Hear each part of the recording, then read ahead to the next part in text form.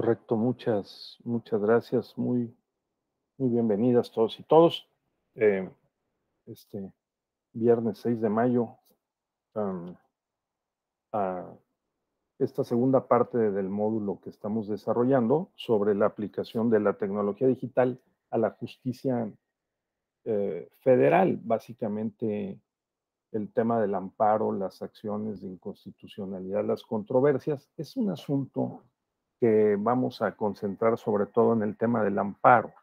Ayer en la sesión estuvimos conversando largamente sobre la estructura del diplomado, cómo están organizados los temas, los módulos, y destacamos el momento de cambio en el que nos encontramos, eh, y cómo la tecnología digital es muy importante, pues va a seguir cambiando la forma de relacionarnos, de trabajar, de producir, de coexistir.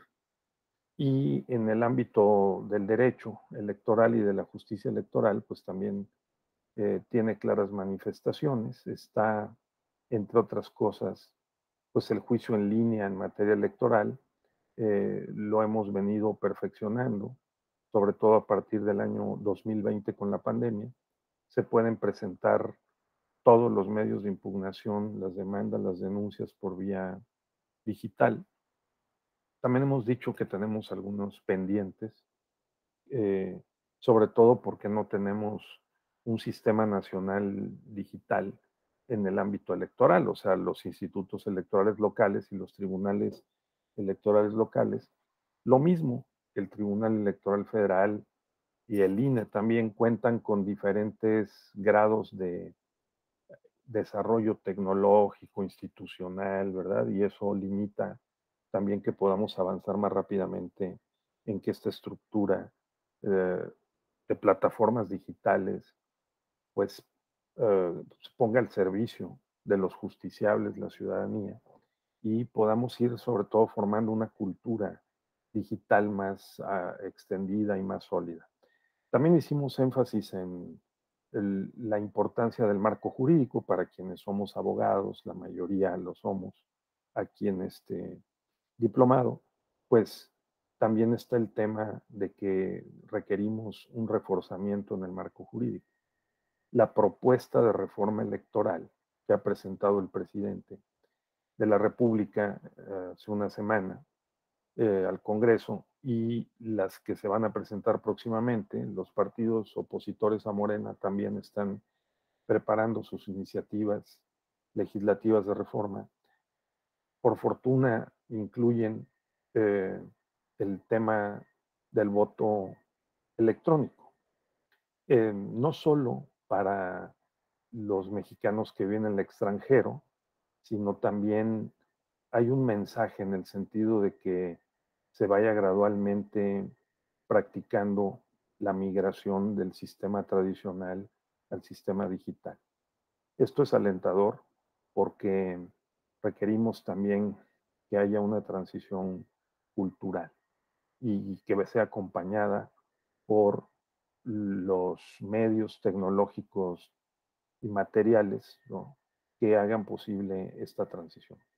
Yo les decía que en otros países, señaladamente en Brasil, un caso que hay que estudiar con más detenimiento, desde hace años todas sus elecciones se llevan a cabo con urna electrónica y eso les ayudó a remontar el problema serio que venían experimentando en términos de fraudes electorales. Eso es importante y nosotros hemos dejado atrás una historia negra de fraudes electorales muy abiertos y muy groseros. Y el sistema electoral mexicano, creo que una de las principales contribuciones que ha hecho a la democracia es que no es posible, con todas las medidas de seguridad que tenemos, eh, precisamente con uso de la tecnología digital, ¿no? Eh, las nuevas tecnologías en la credencial para votar con fotografía está plagada de medidas de seguridad.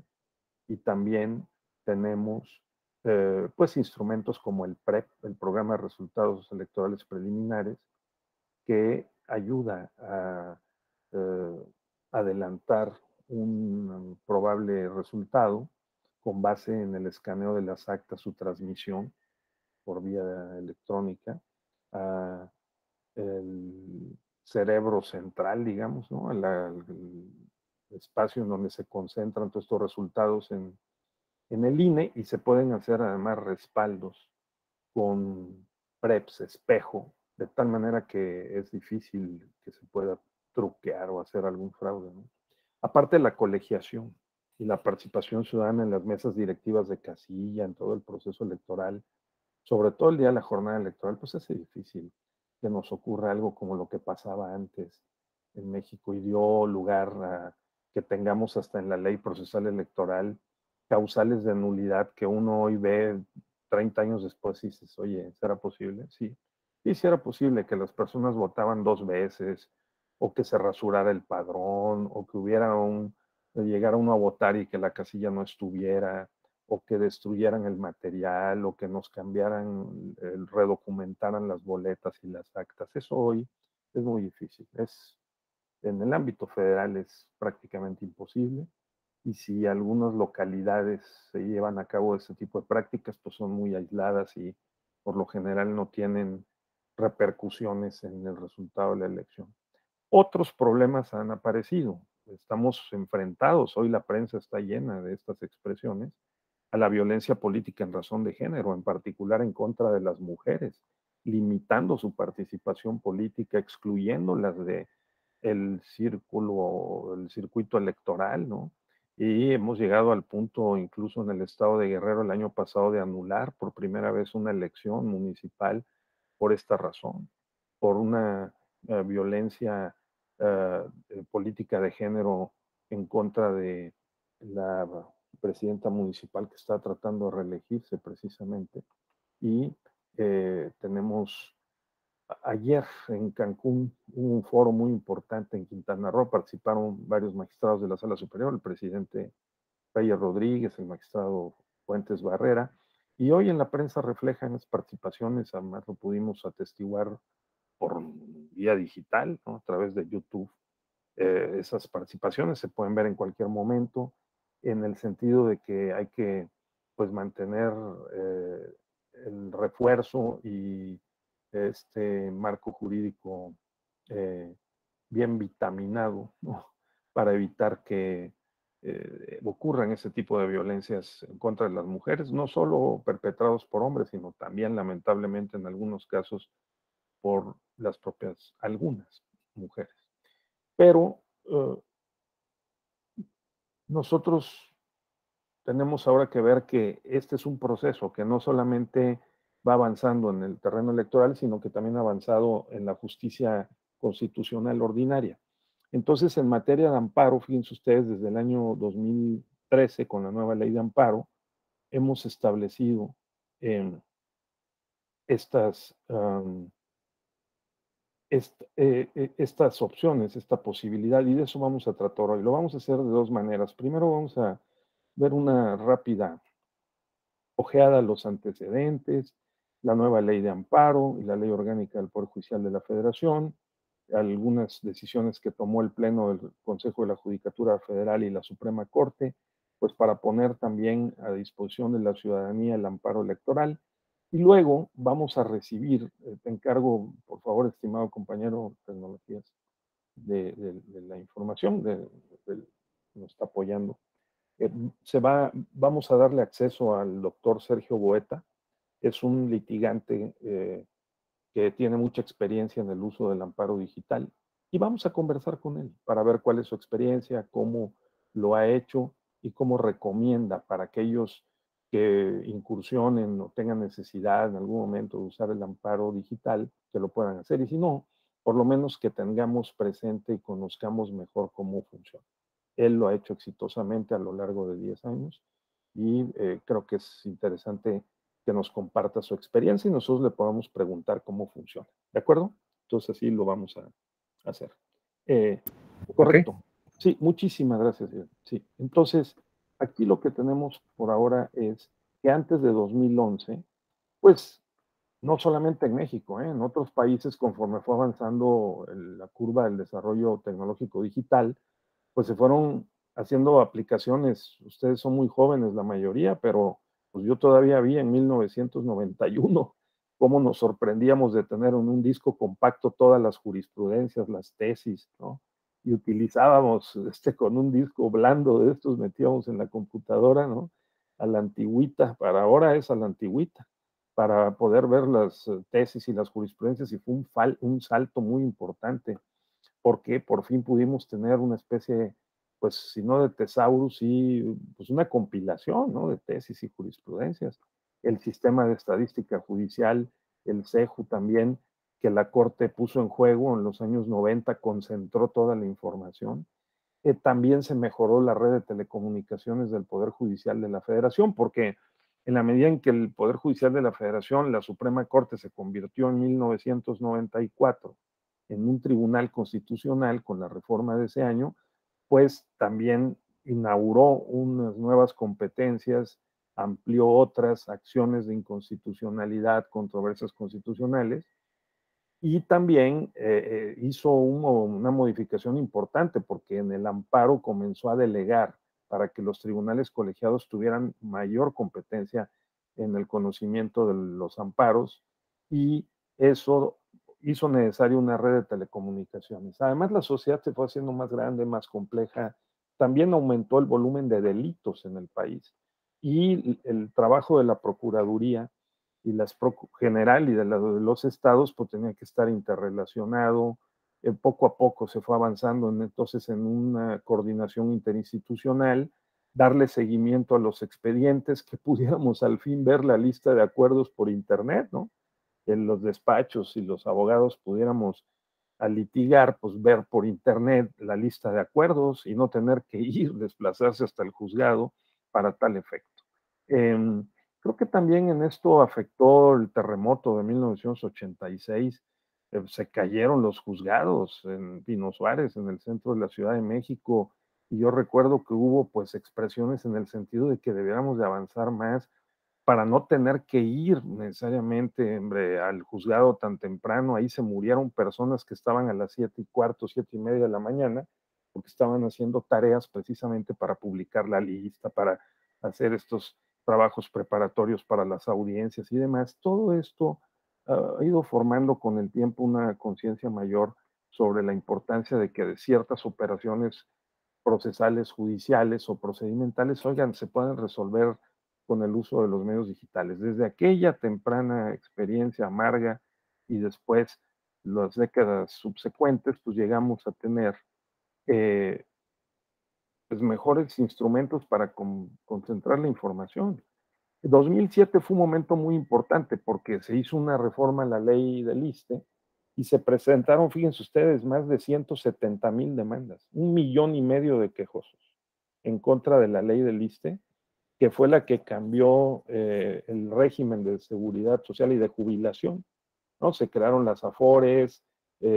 Quienes dimos ese paso, pues por cierto, nos dimos cuenta después de que perdimos parte de nuestros ahorros para el retiro, pero de alguna manera eso generó una luz de demandas y se inundaron y ahogaron de trámites los juzgados de distrito.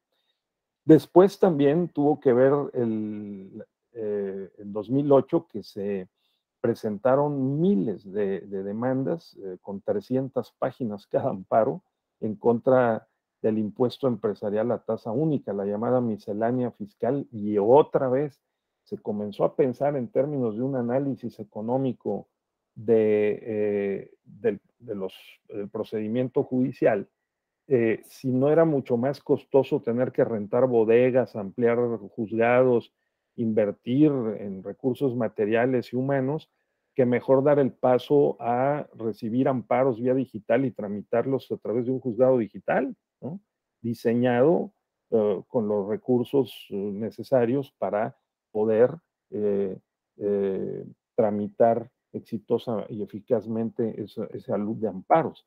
Luego también no perder de vista que en ese 2008 se aprobó la reforma de la oralidad penal, y entonces empezaron también a aplicarse en materia criminal solicitudes por internet de cateo. Por ejemplo, algo impensable años atrás, se abrieron los primeros juzgados especializados en medidas cautelares, arraigo, cateo, intervenciones telefónicas. Pues la propia tecnología va haciendo, bueno, la realidad va haciendo que se implementen, adapten este tipo de medidas y también la tecnología las va facilitando, ¿no? Entonces, intercomunicar a las fiscalías con el Poder Judicial, los juzgados de distrito, para efectos de los amparos, para ver incluso la incidencia delictiva, la estadística, las operaciones para dictar medidas cautelares, pues todo esto juega un papel. Aparte también, noten ustedes que desde mediados de los 90, finales de los 90, por ejemplo, las patrullas de policía empezaron a incorporar la tecnología. Tenían sus computadoras y con unos programas que permitían identificar rápidamente por el número de placas los coches que sean reportados como robados, tratar de prevenir y combatir el delito utilizando estas herramientas, pues también fue un incentivo y ayudó. Creo que ahí todavía tenemos mucho más por hacer, pero hemos avanzado. Entonces, la ley de amparo creó, o sea, se normalizó el uso de la firma electrónica, eh, también se firmó con entidades federativas, se ha tratado de abatir las brechas de implementación. Hay estados que tienen peor o mejor conectividad, eso está reconocido.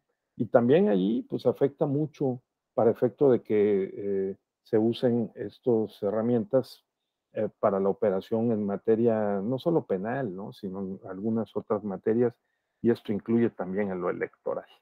Entonces, eh, la e-firma del SAT fue un primer paso, pero luego la FIREL, establecida por el acuerdo conjunto de la Suprema Corte y el Consejo de la Judicatura Federal desde 2013, ¿no?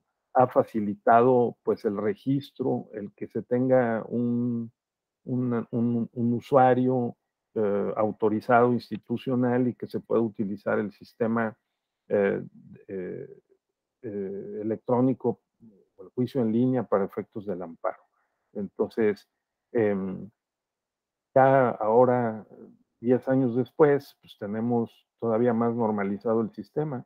El acuerdo que plenario del 26 de mayo del 2020, con la pandemia encima, pues hizo que la Corte y el Consejo de la Judicatura federales pues afinaran estos instrumentos y facilitaran las cosas. Aún así no ha sido fácil, ¿no?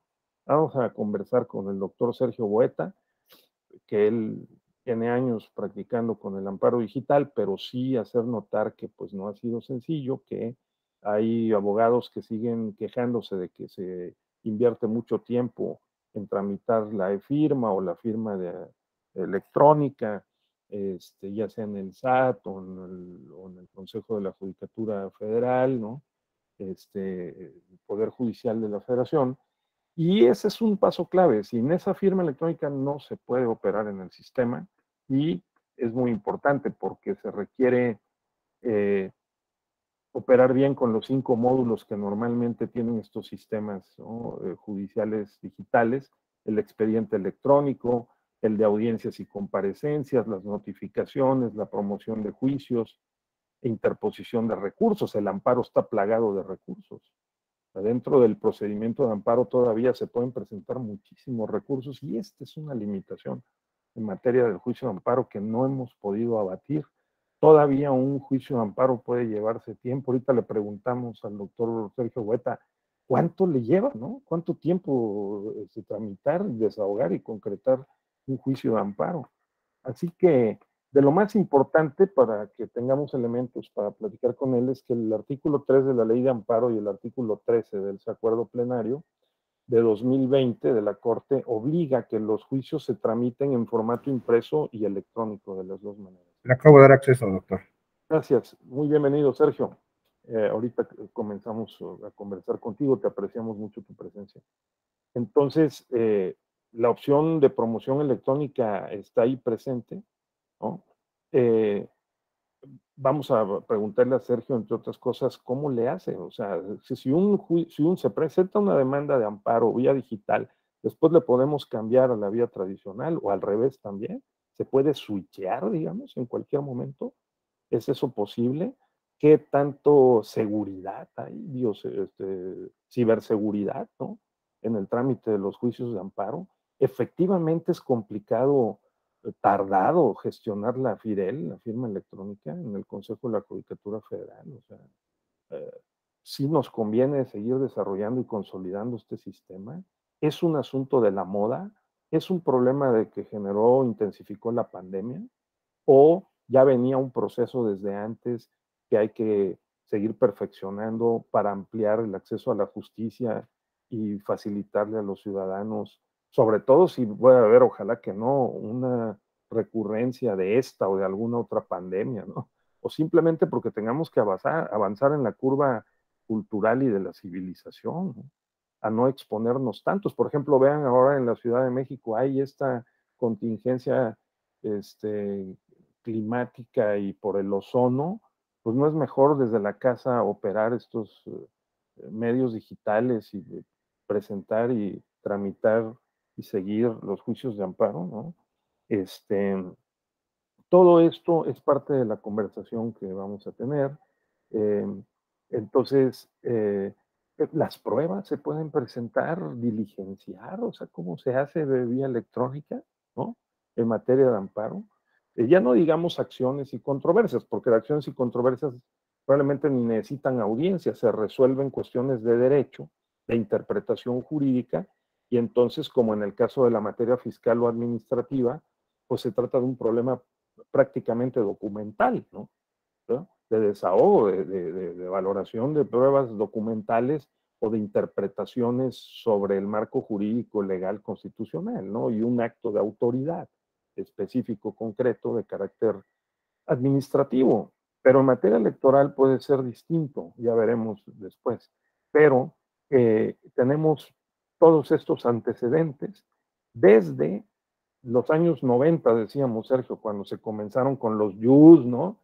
Y los discos compactos y concentrar y organizar, me acuerdo, las tesis y las jurisprudencias, hasta las grandes crisis, la crisis de las misceláneas fiscales, miles de amparos en los juzgados, las crisis de la ley del ISSSTE, la seguridad social, miles de amparos en los juzgados, y un cálculo sobre que habría que abatir ese costo y mejor invertir en la tecnología digital en vez de rentar bodegas para guardar tantos expedientes de amparo, ¿no? O inundar los juzgados con todo y sus recursos humanos de amparos que tenían que ser resueltos. Bien, pues en medio de todo esto le agradecemos muchísimo al doctor Sergio Hueta, gracias Sergio, por acompañarnos. Este es el diplomado en justicia electoral digital que la Escuela Judicial Electoral oferta a quienes quieran tomarlo, y ahora hay un grupo muy interesante de compañeras y compañeros que lo están tomando. Entiendo, según una breve encuesta que hicimos ayer, pues que no hay entre los compañeros, corrígenme si estoy mal, litigantes, sobre todo no, y personas que usen el amparo digital, ya sea como abogados o el amparo en general, pues parece que no. Entonces, pero es importante que lo conozcamos, es parte del temario del diplomado, y que podamos ver que, número uno, Sergio, te contextualizo rápidamente, pues estamos en un cambio de época, en la cuarta revolución industrial, en donde la inteligencia artificial, las tecnologías de la información, la bioquímica y las nuevas fuentes de energía, pues van a marcar el presente y cada vez más y el futuro sin duda, pues no solo de los mexicanos, de la humanidad, ¿no? Y diferentes países y diferentes profesiones se enfrentan a diferentes retos. Nosotros los abogados siempre nos hemos enfrentado al reto de estos cambios tecnológicos, y ayer decíamos que cuando las universidades se rezagan y no se adaptan a los cambios tecnológicos y a las ideas nuevas, entonces sufren y hacen sufrir a segmentos de la sociedad y algunas profesiones los costos correspondientes. Eso en el siglo XIX, pues Juárez cerró la Universidad Nacional en 1862 por considerarla inútil y perjudicial. Y se estuvo cerrada 50 años, la abrieron en 1910, porque no se adecuaron los planes y programas de estudio a las nuevas materias y a las nuevas necesidades que marcaba pues la vida pública y la época, ¿no? Sí, tanto las ingenierías como las profesiones técnicas, digamos, y desde luego las ciencias sociales y las humanidades, entre ellas el derecho. Pues la Facultad de Derecho cerró en 1862 de entonces Universidad Nacional y se reabrió en septiembre de 1910, ¿no? Entonces, ahora también no, la Facultad de Derecho se actualizó en 1950, por cierto, Kelsen vino a México, dio unas conferencias muy importantes e incorporamos, digamos, el modelo Kelsen, la idea de que habría que estudiar el derecho como un sistema, ¿no? De normas que fueran coherentes, ¿no? Consistentes, ¿no? En un ordenamiento jurídico. Y ahora otra vez, en esta cuarta revolución industrial estamos enfrentados a tener que actualizarnos. Cada vez son más frecuentes diplomados como o bien juicios en línea, derecho digital, pero poquitos, todavía nos falta mucho más. Y ya para terminar este recuento, Sergio, ayer decíamos que pues en el juicio en línea en materia electoral también hemos avanzado, pero nos falta todavía más hacer un sistema más completo, que a nivel nacional los institutos electorales locales, tribunales electorales locales puedan integrar el expediente digital desde el inicio de la cadena impugnativa para que cuando suba a las segundas y terceras instancias o lleguen al Tribunal Electoral Federal a través de las salas regionales o la sala superior o la sala regional especializada que ve problemas de propaganda o de uso de recursos financieros en la contienda electoral, ¿no? Sobre todo los partidos, medios de comunicación, candidatos que usan medios de comunicación y usan dinero también, pues haya mejores condiciones tecnológicas, técnicas y de recursos humanos, capacitación, para poder desahogar los juicios en línea, pero que se integre el expediente digital desde el inicio de la cadena impugnativa. Allí me detengo, Sergio. Agradecer nuevamente tu tiempo. El doctor Sergio Augusto Boeta es experto sobre todo en temas de propiedad intelectual, derechos de autor. Desde hace años es un litigante muy activo que ha hecho crecer su despacho precisamente utilizando los medios digitales, especialmente en el amparo. Es un excelente amparista. Trabajó dentro del Poder Judicial de la Federación y desde hace años, repito, se dedica al libre ejercicio de la profesión como litigante, aparte también ha sido profesor y muy activo en defensa de temas del patrimonio cultural. Sergio, te lo apreciamos mucho otra vez y si te parece bien, pues escucharíamos primero, a ver si nos hace un planteamiento sobre tu apreciación en torno pues, a cómo ha evolucionado, sobre todo 2013, y reforma constitucional 2011, el juicio de amparo, ¿no? Si efectivamente hemos dado pasos para adelante o sigue siendo el juicio de amparo muy denso y complicado para tutelar los derechos civiles, fundamentalmente los derechos civiles, bueno, los derechos penales, obviamente, y otros más, que no son los derechos electorales en materia de amparo. Como se sabe, el amparo no procede para tutelar violaciones a derechos político-electorales. Tenemos por eso el sistema del juicio de la ciudadanía, sí, el juicio para la protección de los derechos de la ciudadanía.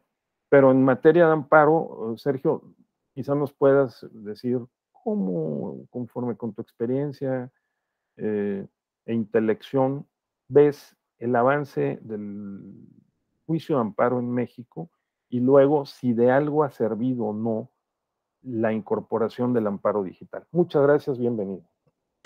Muchas gracias, Raúl. Pues bueno, el primer tema, realmente el amparo sigue siendo una cuestión demasiado técnica. Ajá. Sí se ha facilitado, pero sigue siendo una cuestión demasiado técnica. Sí tiene una serie de requisitos y una serie de formalismos que lo convierten ya en su momento de una cuestión eminentemente técnica, ¿no? De técnica jurídica, de saber bordar bastante fino las cosas, ¿no? Entonces sí, realmente sí, sigue siéndolo, aunque ya se han aperturado algunas cuestiones en cuanto al amparo para poder hacerlo, digamos, mucho más sencillo, más accesible. Siempre yo recuerdo una jurisprudencia por ahí de hace muchos años que dice, el juicio de amparo es el medio de defensa del pueblo.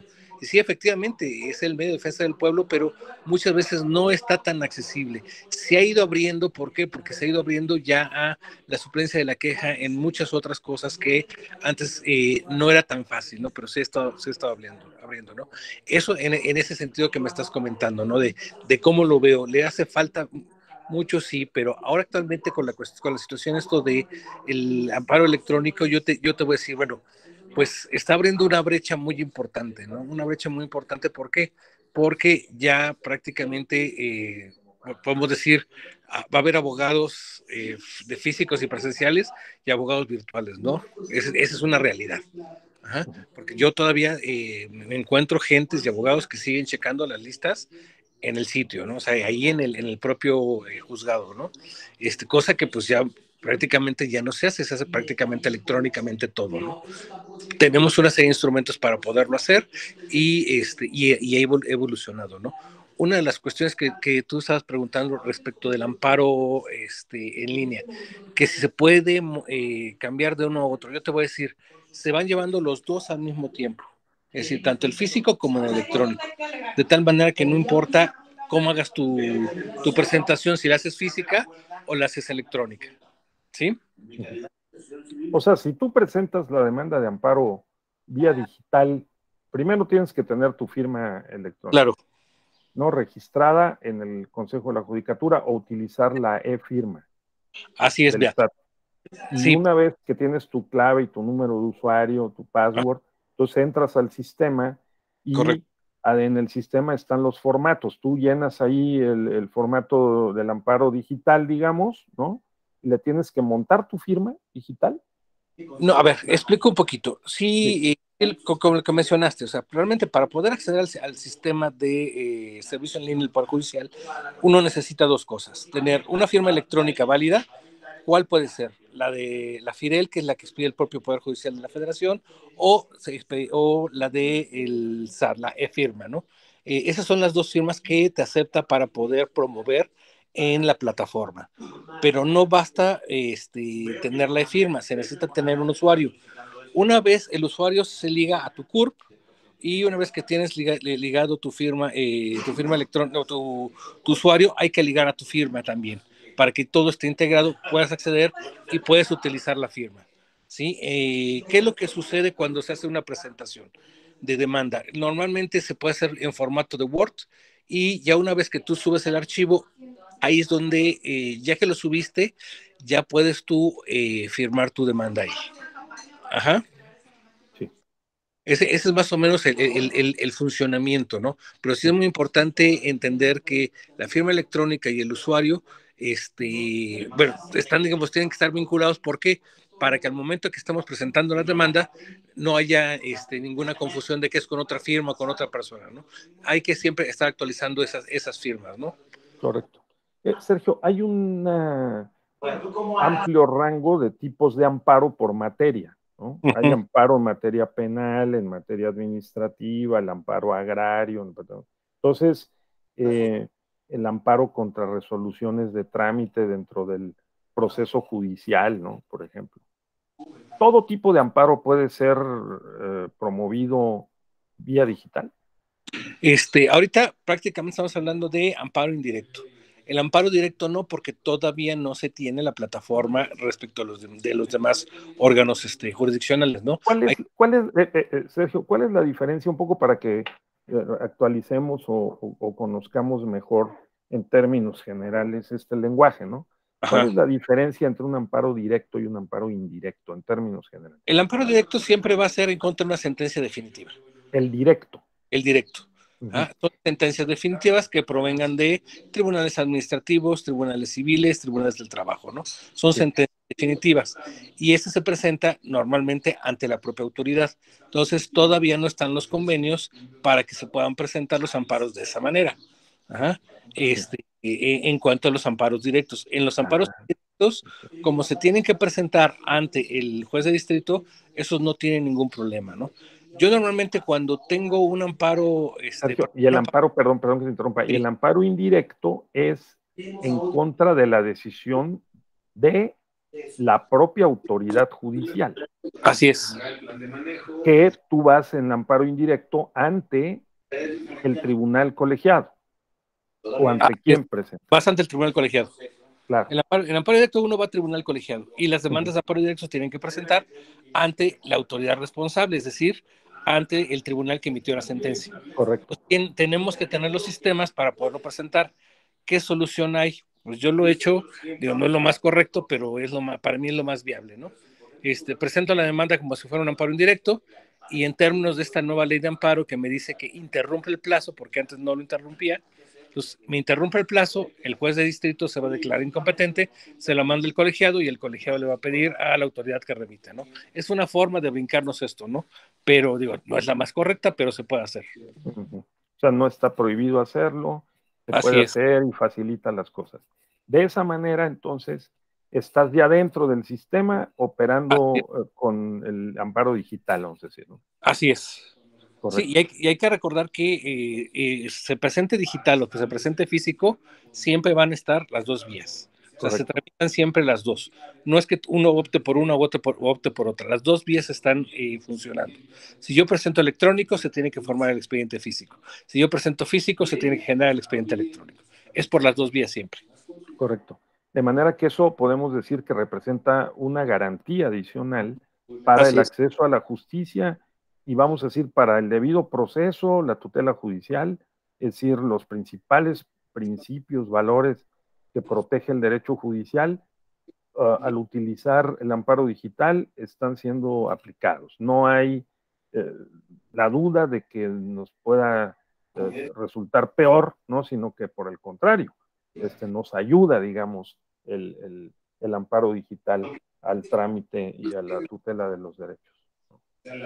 Sí, así es, porque pues tienes prácticamente tanto el expediente físico como el electrónico, ¿no?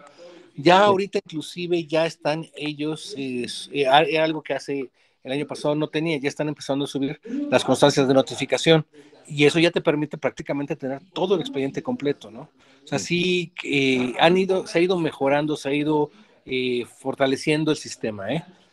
Sigue teniendo defectos, claro, siempre, pero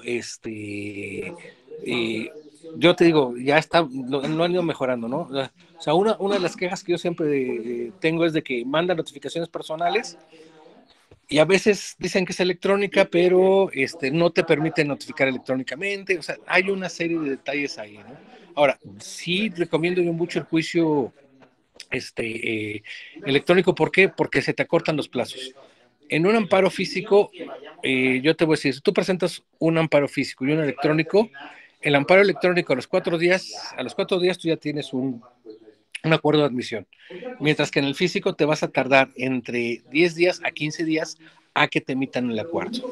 Entonces, sí realmente, ahora, los plazos... sea, eso, oye, Sergio, eso es fundamental, ¿no? ¿Ya?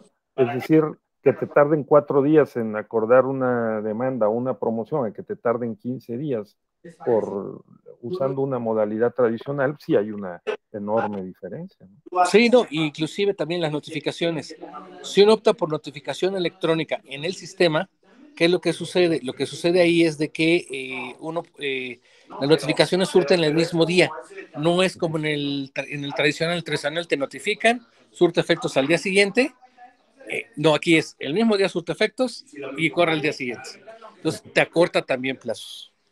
No, bueno, magnífico. Ahora, ¿qué tal con la autoridad responsable, por ejemplo? Cuando, digamos, ¿también sigue la vía digital o puede, pues, alternativamente contestar por vía tradicional en papel? Después eso lo digitalizan y tú como abogado puedes ver lo que contestó dentro del sistema digital. Mira, la autoridad, hay algunas autoridades que todavía siguen el sistema tradicional, pero no todas. La mayor parte ya está optando también por el sistema digital. ¿Por qué? Porque es mucho más accesible. O O sea, realmente pues te ahorras mucho gasto de transporte, te ahorras gasto de mil cosas, ¿no? Y es únicamente envías por el sistema, ya el propio sistema te va marcando como una de las cosas que sí, y yo que hemos comentado en los otros, en las otras pláticas, ¿no? Sí es muy importante tener mucho cuidado con los tamaños de los archivos y cómo están los archivos. Sí es muy importante en estos juicios, sí también empezar a manejar otros tipos de programas como es el Acrobat, como es otra serie de programas en los cuales uno tiene que manipular los documentos para que lleguen a la medida de que te aceptan, ¿no? Porque luego si son muy grandes no los acepta y tarda mucho en recibirlos, ¿no? Ahora, una gran ventaja que tiene que no tiene otro sistema que yo he visto, es de que este sistema te permite una pluralidad de archivos. Hay otros que no te permiten muchos archivos, ¿no? O sea que sí tiene que haber una cierta mínima, digamos, entendimiento, habilidad, dedicarle un poco de tiempo para poder operar adecuadamente en este entorno digital, para, por ejemplo, subir documentos, el ofrecimiento de pruebas, por ejemplo, Sergio, ¿no? Ajá, bueno, en cuanto al ofrecimiento de prueba, ¿qué es lo que se hace? Aquí en el ofrecimiento de pruebas, como es una cuestión digital, el Consejo de la Judicatura determinó que se realizara a través de una manifestación bajo protesta de ciberdad. Y se manifiesta bajo protesta de ciberdad que el documento es idéntico e inalterado al documento original. Esa protesta se hace así respecto a los documentos y conforme uno va subiendo los archivos de esas pruebas, uno tiene que ir poniendo si es copia simple, si es copia certificada o si es original. ¿Por qué? Porque también los documentos se firman bajo esa protesta de ciberdad. Es decir, hay un principio de buena fe en cuanto a las pruebas, ¿no?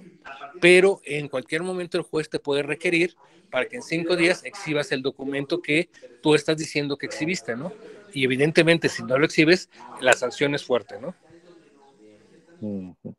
O sea que el propio sistema prevé sus mecanismos de seguridad, de protección para poder mantener, digamos, la integridad del proceso judicial, ¿no? Correcto. Eso es. Sí. Sí, no, yo te puedo decir, ¿cuál sería la única prueba que no se podría hacer de esa forma?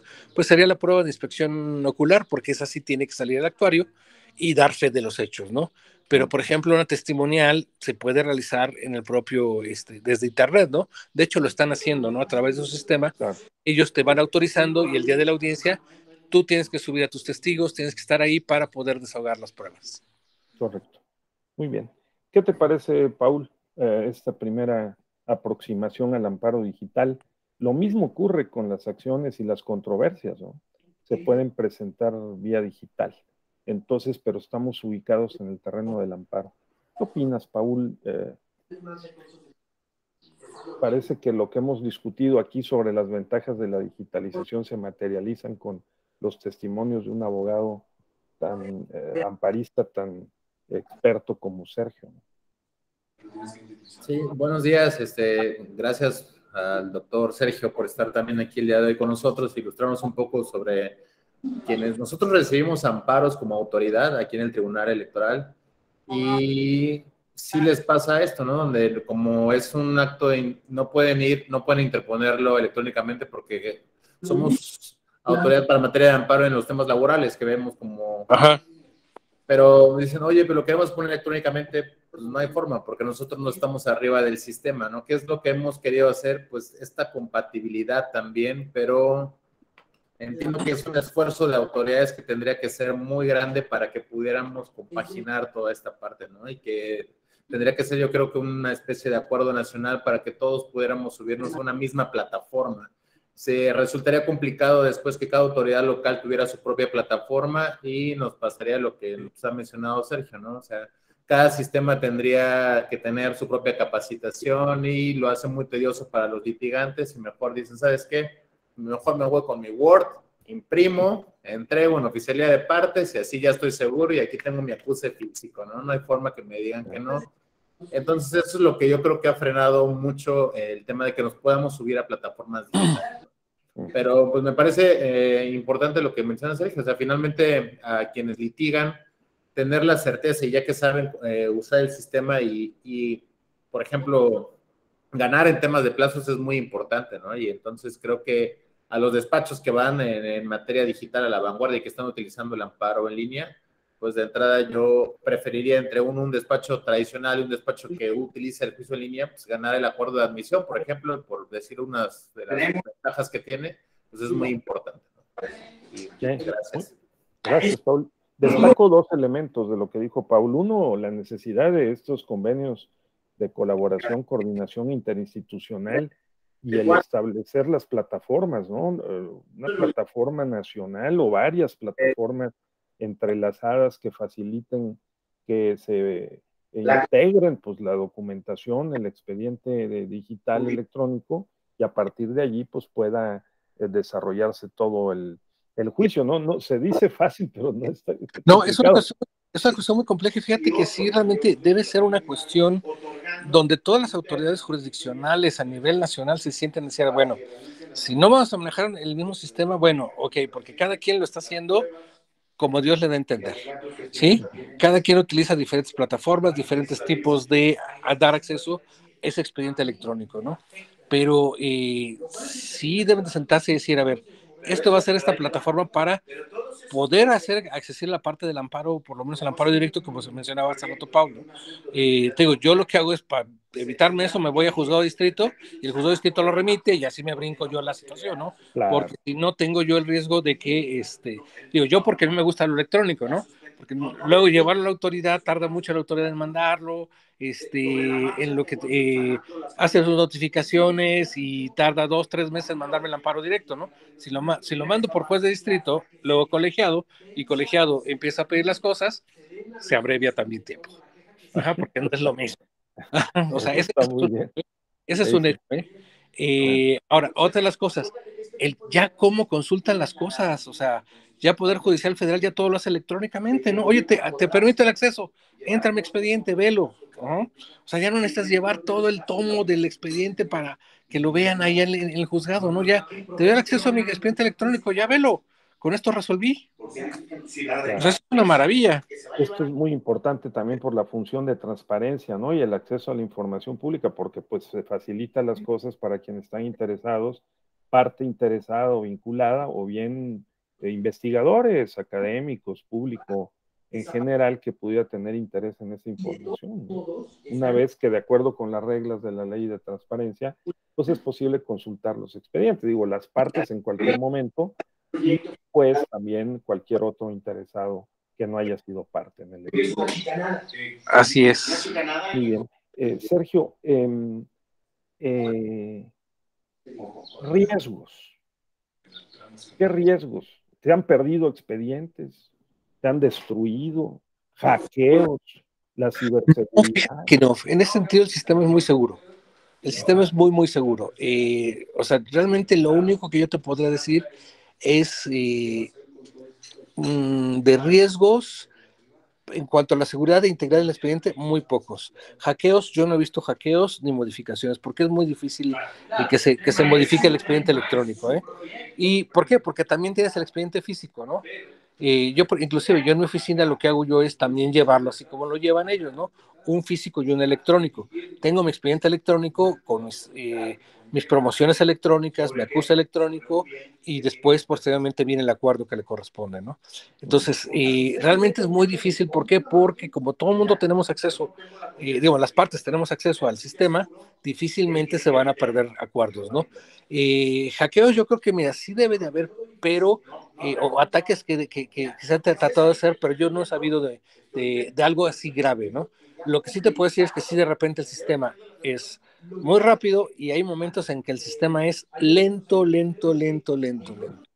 O sea, hay días, sobre todo cuando se acercan puentes y demás, se empieza a volver lento. ¿Por qué? Porque seguramente le están dando mantenimiento, ¿no? Y eso genera que se vaya alentando el sistema, ¿no? Pero realmente la forma en que están manejando las cosas es muy, muy segura, ¿no? Y te digo, y mucho más eficaz que digamos, que el físico, ¿no? ¿Por qué? Porque yo ya puedo bajar una sentencia con firma electrónica, ¿no? Entonces ya no necesito andar pidiendo copia. Tiene los mismos efectos. O sea, ni siquiera tengo que estar pidiendo copias certificadas ya. No, pues tiene las ventajas en términos de costos, sobre todo, ¿no? Y de Y es, eficiencia, ¿no? Entonces, cosa que hemos visto aquí a lo largo del diplomado, en el sentido de que, pues, los riesgos parecen ser menores que los beneficios y los costos. Al principio, en términos de negocio, por si alguien se anima a poner su despacho, ¿no?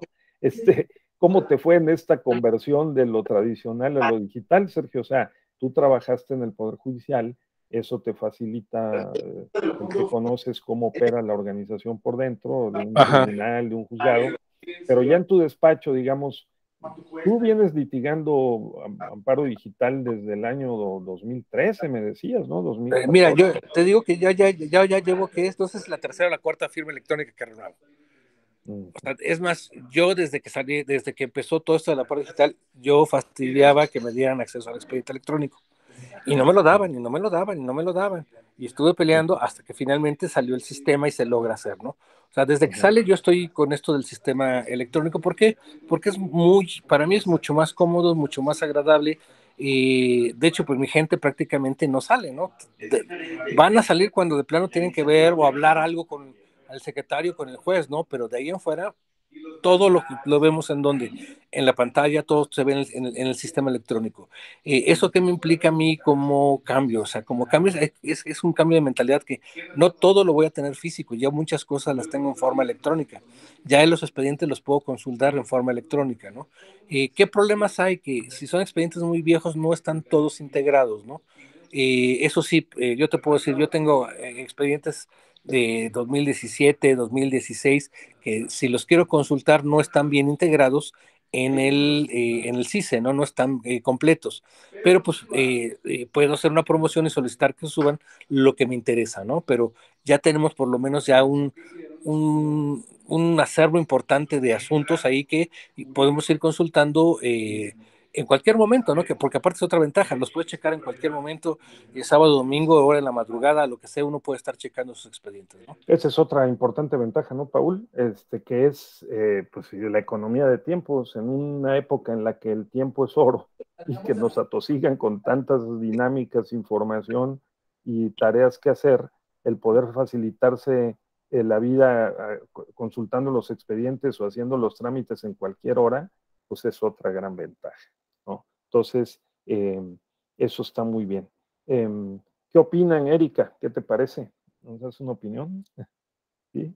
¿Tú cómo visualizas este tema? Debemos de perfeccionarlo, Sergio. ¿Qué le falta? ¿Qué le falta?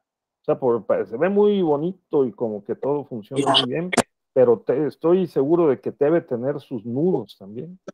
Mira, yo creo que tiene que ser mucho más accesible en cuanto a que no sea tan lento a veces, porque a veces es muy lento el sistema. Sí se tiene que mejorar eso. Y por otro lado, lo que yo te diría, y creo que ya lo hemos comentado, no puedo decir que la justicia electrónica es lo que va a sustituir todo, porque pues siempre es importante tener el contacto humano, ¿no? Y habíamos hablado en la sesión pasada respecto del alegato de oídas, ¿no? Ese alegato de oídas a veces es muy importante para el juzgador o para el secretario o inclusive hasta para el propio justiciable, ¿no? Que necesita ser escuchado o necesita ser recibido por una persona, una autoridad diferente cuando ha padecido violaciones de derechos humanos, ¿no? Entonces sí es importante también eso, el contacto humano es muy importante. Correcto, sí, porque para resolver, por ejemplo, aunque está avanzado mucho la idea de la valoración racional de las pruebas, ¿no? No deja de haber una cierta componente subjetivo del juez a Así la es. hora de valorar, convencerse y tomar una decisión, ¿no? Y en ese sentido, sí, el contacto humano y la interacción entre litigante y juez, juzgador, es bien, bien, bien importante, ¿no? Así es. Entonces, ese es un punto que me parece bastante sensible. La ejecución de estas sentencias, normalmente, digamos, tú llevas asuntos de qué tipo que no te ofrecen problema para después decir, oye, pues fíjate que no se cumplió la sentencia. No hay una brecha entre lo digital y te sacan la sentencia y después cómo se cumple. Mira, fíjate que no hay tanto problema. De hecho, el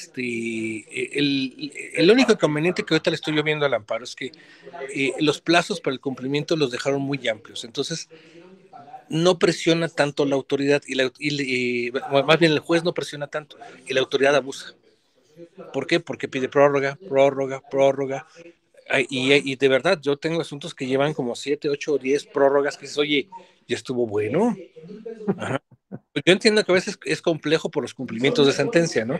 De hecho, ahorita pues estoy yo aquí en Tulancingo viendo lo de un cumplimiento de sentencia de una declaratoria de patrimonio arqueológico, ¿no? Y parte de eso es, o sea, la autoridad ha estado pide y pide tiempo, ¿no? Pero pues es que realmente uno dice, pues es que abusa, ¿no? Abusa cuando hay que moverse y hay que hacer las cosas lo más pronto posible para que realmente uno acceda a la justicia. Ese es realmente el tema, ¿no? Ok, sí, muy bien, Sergio. Esa es la parte propiamente técnica dentro del Poder Judicial y el amparo.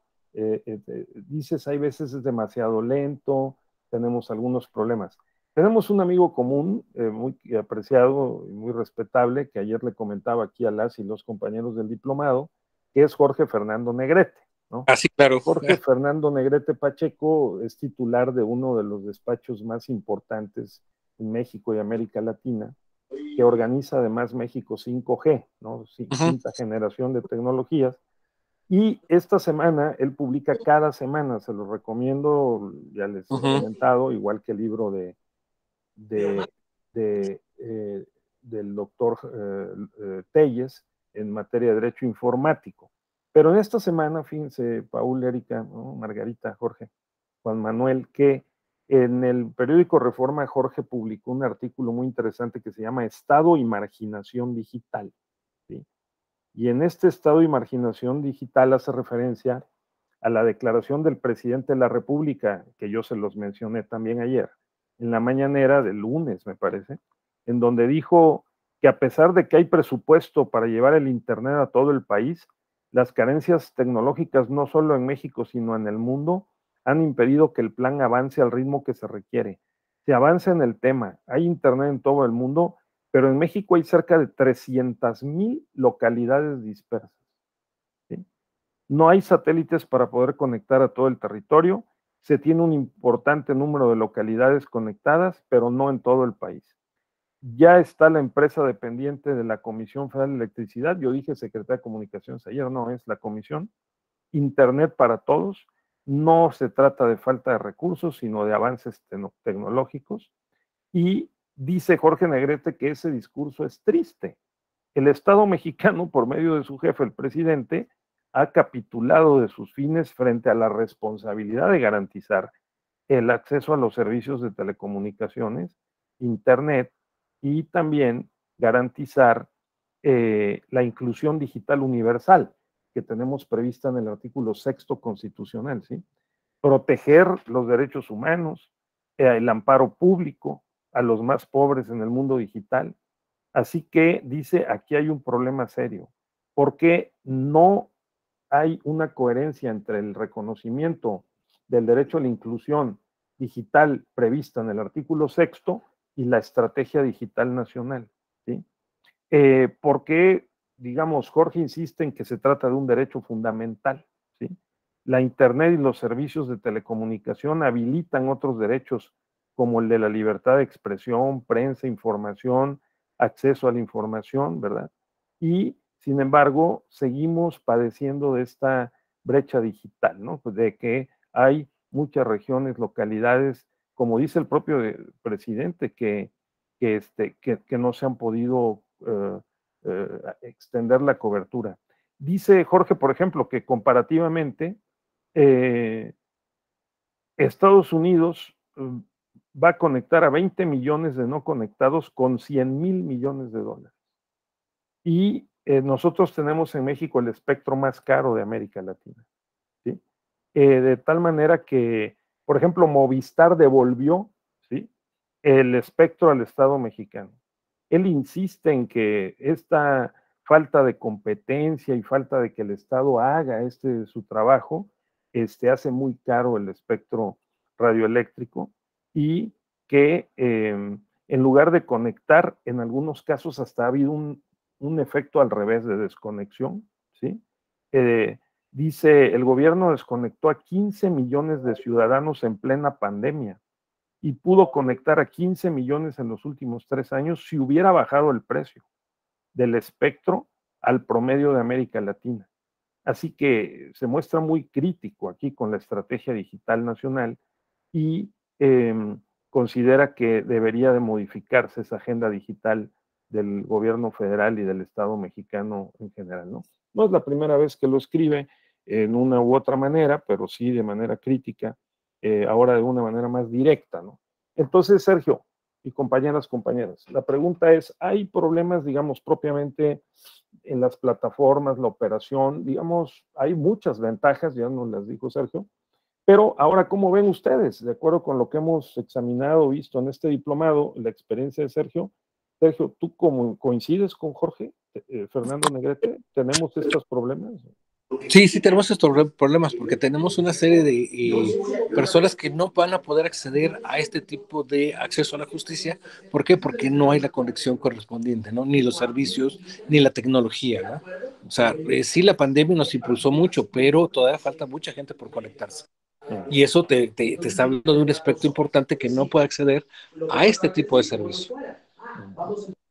O sea, digamos que podemos sacar una primera conclusión pero una conclusión importante de que estamos pues, a medio camino en el llamado proyecto del juicio en línea o de la digitalización de los servicios de la justicia para hacer un procedimiento judicial pues más accesible y efectivo utilizando los medios digitales, Sergio.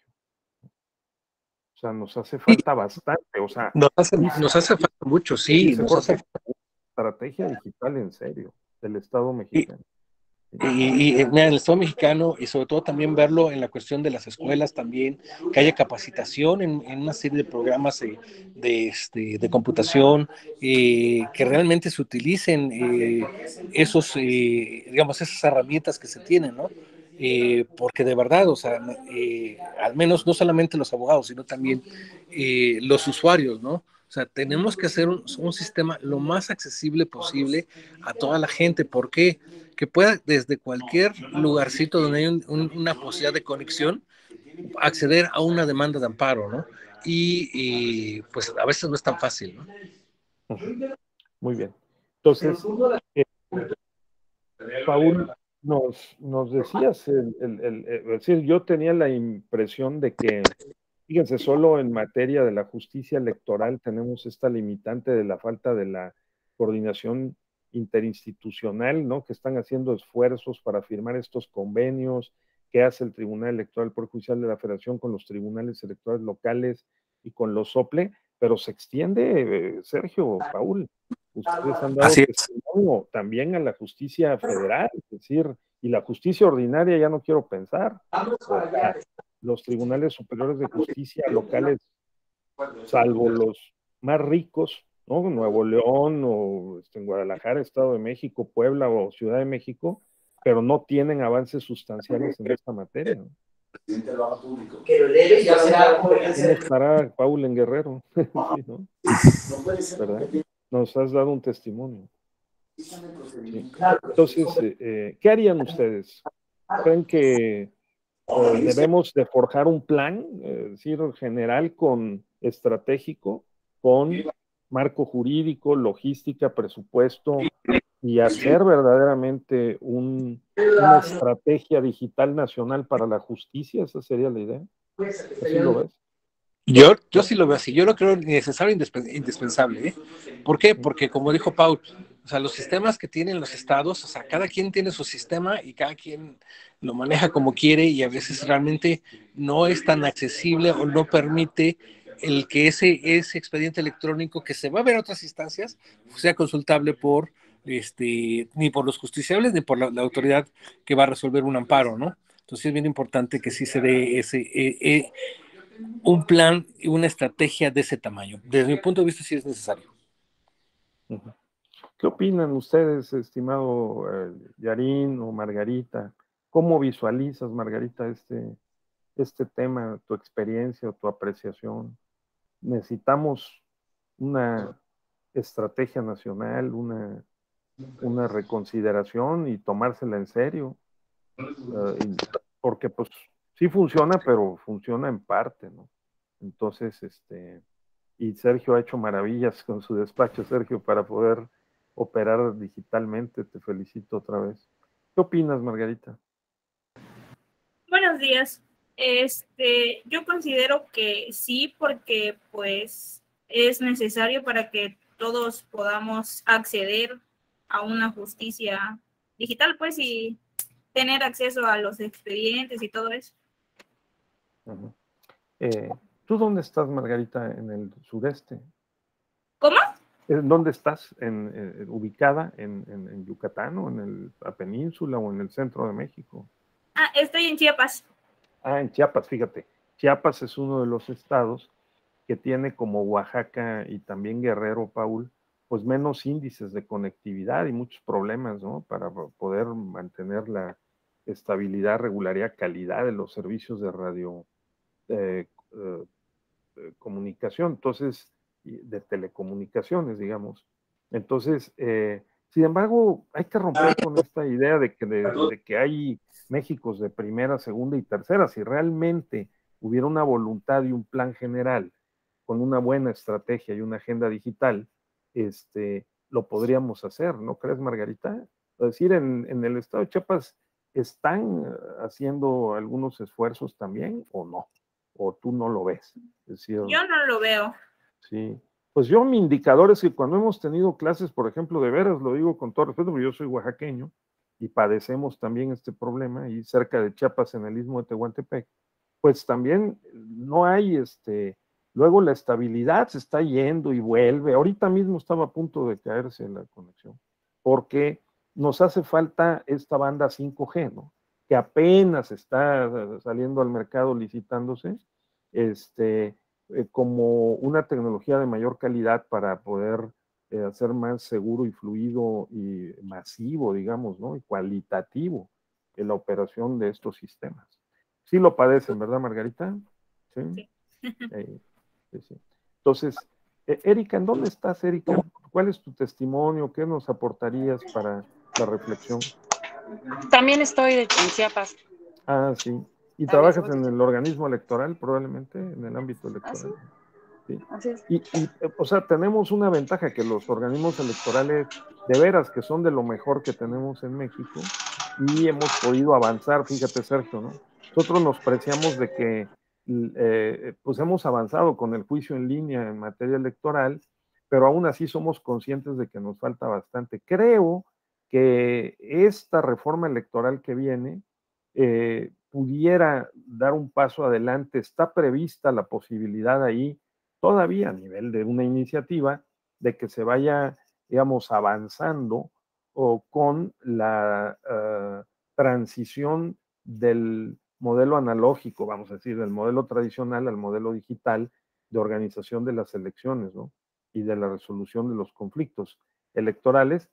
Pero sin duda, con todo lo que hemos discutido y platicado aquí esta mañana, mediodía, pues están emergiendo pues una serie de zonas grises, ¿no? En donde se requiere pues una intervención más fuerte del Estado, de tal suerte que convoquen de mejor manera a los operadores privados y a la propia iniciativa pública, ¿no? Para que eh,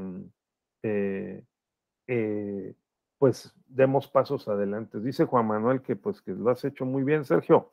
Entonces, pues qué bueno. Sí, ojalá que litigaras también en materia electoral. ¿Alguien tiene algún otro comentario que quisiera aportar? Paul, ¿cómo la ves? Vamos hacia una etapa como de conclusiones. Oye, Raúl, yo me disculpo, me tengo que retirar porque tengo la reunión con la gente. ¿Tienes la reunión? Sí, no te preocupes, Sergio, te agradecemos muchísimo. No sé, ¿Sí? En otra ocasión te volveremos a tocar la puerta. Adelante, claro que sí, por con favor. Mucho gusto. Hasta luego, gracias. Muchas gracias. Hasta luego, Sergio, gracias. Sí, te decía, Paul, pues estamos a la mitad del camino. Esa es una conclusión preliminar. pero estamos en un momento muy importante, porque sí podemos dar el paso y nosotros apoyar con nuestras opiniones, ¿no? Y los estudios que hagamos académicos y las operaciones que podamos hacer, pues también coadyuvar a que vayamos fortaleciendo pues una cultura digital, ¿no? Diferente a lo que tradicionalmente hemos estado acostumbrados a hacer.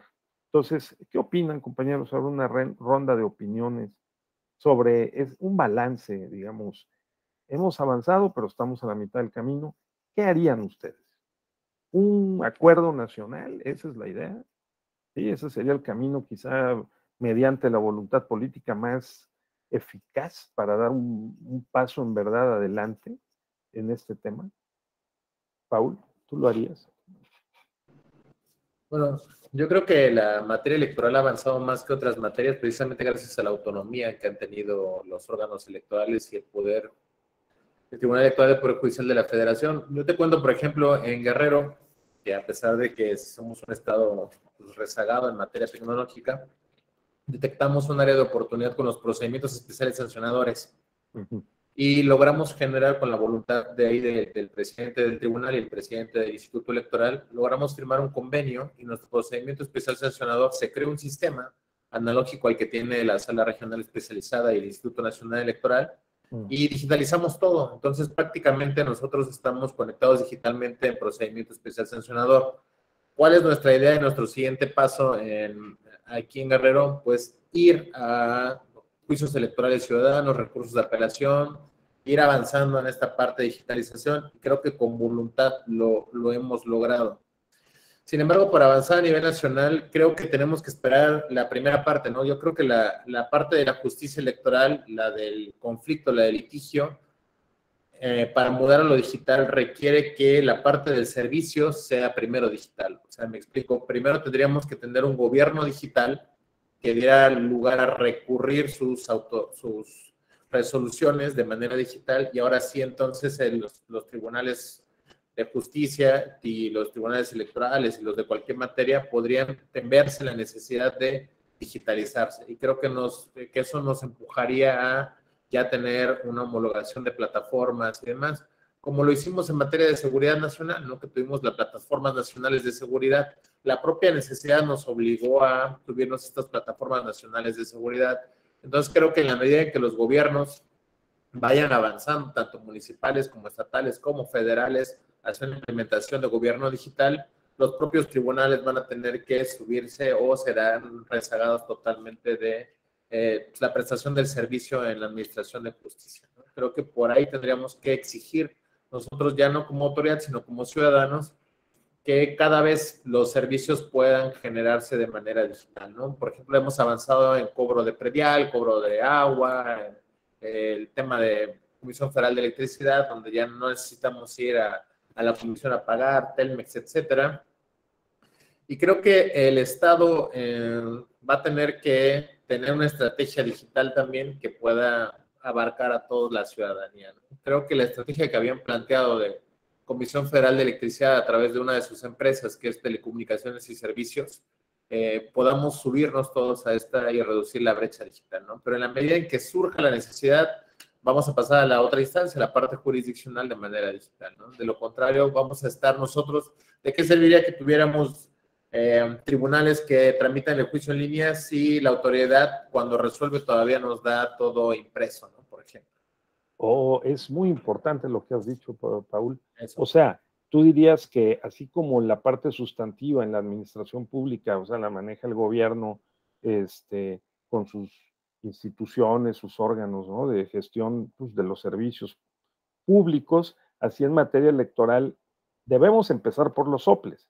O sea, primero, digamos, si se avanza en la digitalización y que, digamos, se puedan los expedientes en donde se integran, por ejemplo, las quejas en materia de los procedimientos especiales sancionadores o los acuerdos, todo el procedimiento que lleva a cabo un OPLE para poder tomar la decisión, el acuerdo final en su pleno, ¿no?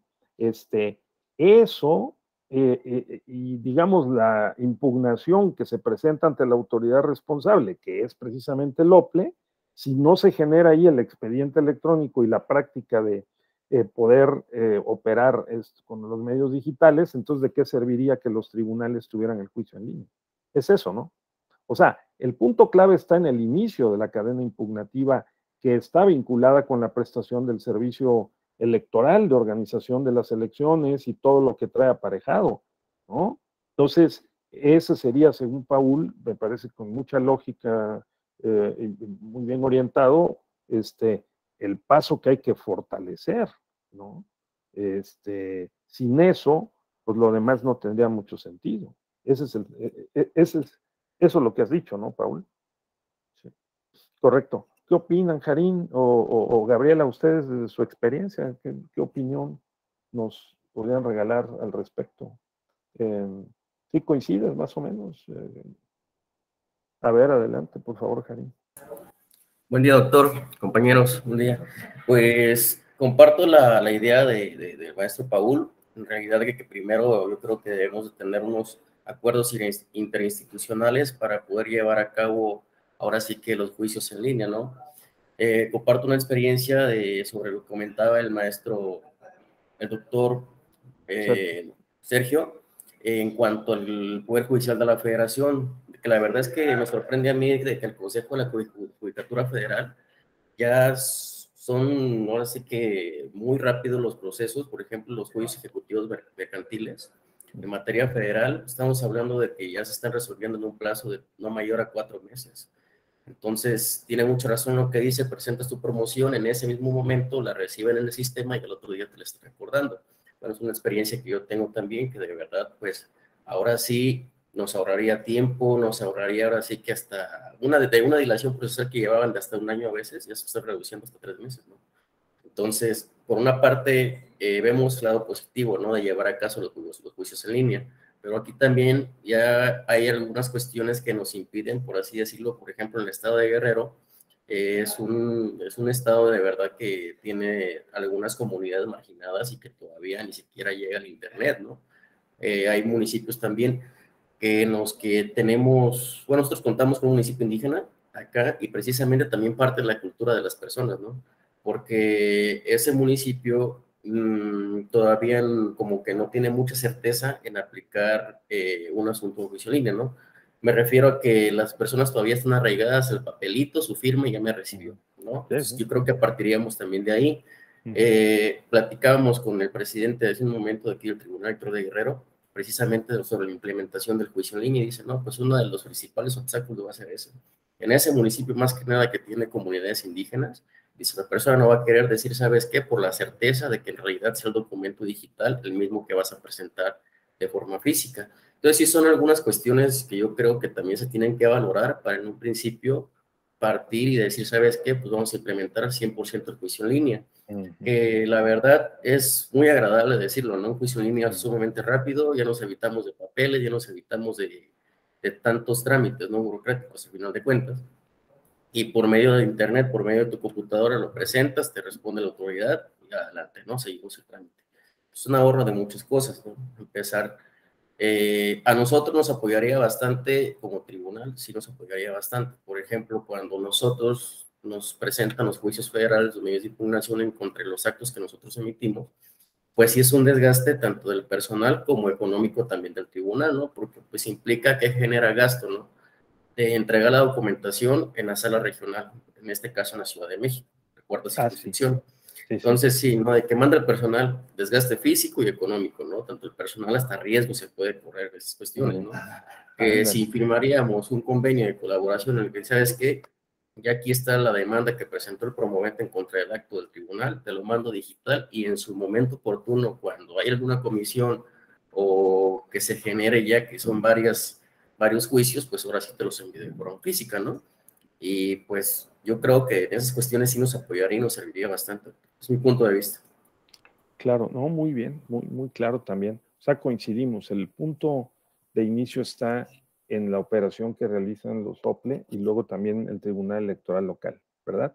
Entonces, y aquí Jarín nos advirtió sobre un elemento que hemos tocado poco, que es el riesgo. El riesgo de las operaciones hoy día de pues viajar, las operaciones físicas, los bloqueos carreteros, ¿no? O algunas otras vicisitudes que puedan limitar la, pues la operación física de hoy, del litigio electoral, como en otras materias, y eso lo podemos abatir con este tema. Pero claro, como dice Karim, pues se dice fácil y muy agradablemente juicio en línea, pero implica toda un conjunto de esfuerzos y de operaciones que no ha sido fácil ir aterrizando. Pues es precisamente lo que ha pasado, ¿no? Y con eh, los cálculos correspondientes desde 2020, marzo, abril 2020, que se fue poco a poco generando este marco jurídico basado en acuerdos generales de la Sala Superior para establecer los juicios en línea y luego colocar unos lineamientos que impriman la mayor seguridad posible y que además de ninguna manera suponga que hay una violación de ningún marco jurídico porque no esté previsto en la ley o en la Constitución. O sea, el mandato de la Constitución es que la justicia sea impartida de manera gratuita, pronta, expedita, imparcial y de manera efectiva. Y si el sistema digital logra, ¿verdad? Como vemos que lo hace, el mantener esas calidades, pues debe ser entendido como una garantía adicional para el acceso a la justicia. Ese es el punto. Ahora, sí, este diplomado tiene pues el propósito de hacer notar que hemos avanzado con el juicio en línea, pero que nos hace falta todavía un buen trecho que avanzar para convertirlo en justicia electoral digital, ¿no? Entonces, ese es el sentido. Bien, compañeras, compañeros, vemos que lo mismo pasa también en materia de amparo, controversias y acciones queda un poco más lejos. Fíjense que ese mercado, visto así, de despachos y personas que litigan en esa materia constitucional, es muy reducido.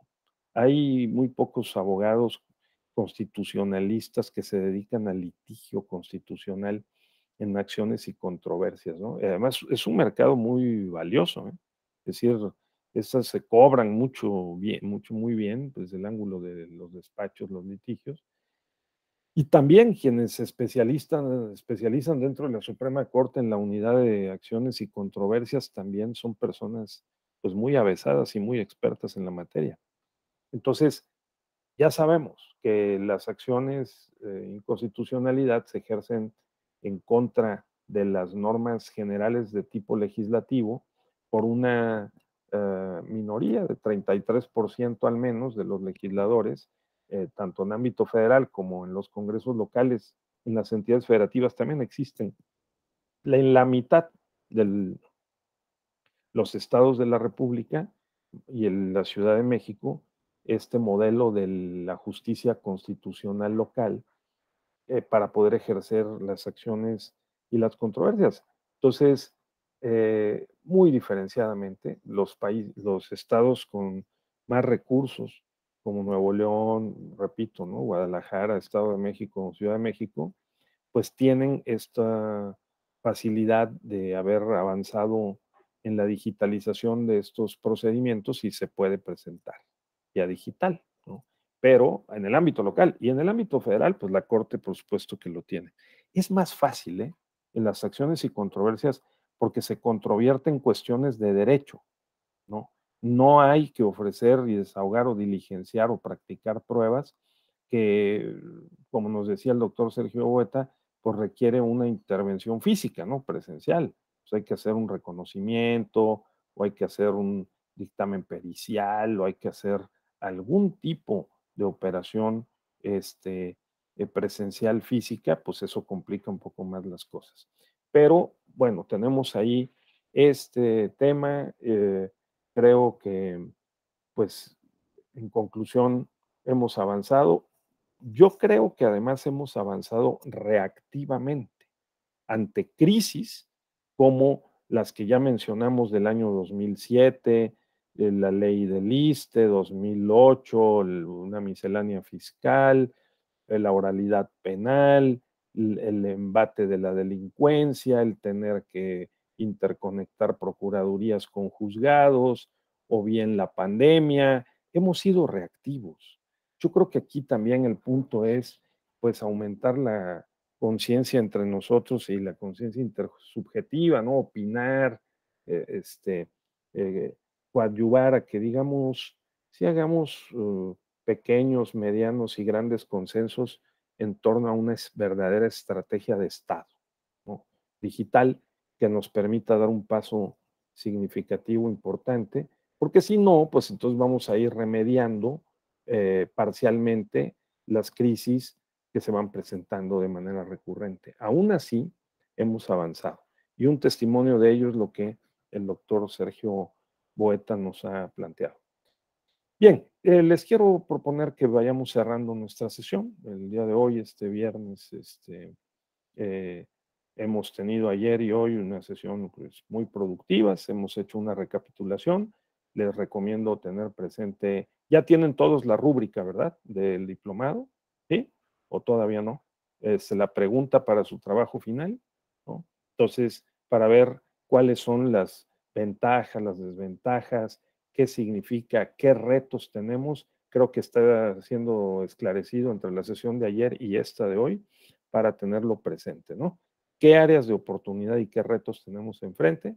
Pues hay de diversos tipos. Parece que hay retos jurídicos, hay retos también financieros, hay retos logísticos, hay retos de capacitación, de cultura, de cambio de los hábitos y la mentalidad, ¿no? De no ser reactivos, sino ser planificadores, previsores y tratar de que verdaderamente podamos dar un paso significativo en esta materia. Yo creo que además, pues este cambio de época y la obligación que tenemos de adaptarnos y actualizarnos va a ser crucial, ¿no? Entonces, tal vez nos quede muy lejos todavía la inteligencia artificial, pero sí nos queda más cerca el que podamos nosotros pues modificar e ir trasladando nuestros hábitos tradicionales y la cultura analógica a la cultura digital. Te digo, también tiene sus límites, o sea, no todo se va a resolver por esa vía, pero sí bastante. Entonces, esa sería un poco la reflexión final, compañeras, compañeros.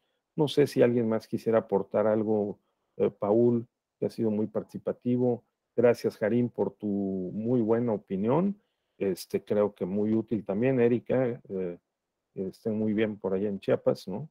Y que ojalá se mejore la conectividad también en Oaxaca, que sufrimos este problema. Margarita, igualmente. Gabriela, que estuvo muy atenta, gracias Gabriela, Juan Manuel, compañeras, compañeros, vamos terminando esta sesión. Van ustedes luego a ver también cómo opera el juicio en línea, prácticamente cómo opera dentro del tribunal, con un tutorial, lo tenemos previsto así, por ahí nos volveremos a encontrar en días próximos, ¿sí? Cuídense mucho y que pasen un buen viernes y fin de semana. Gracias.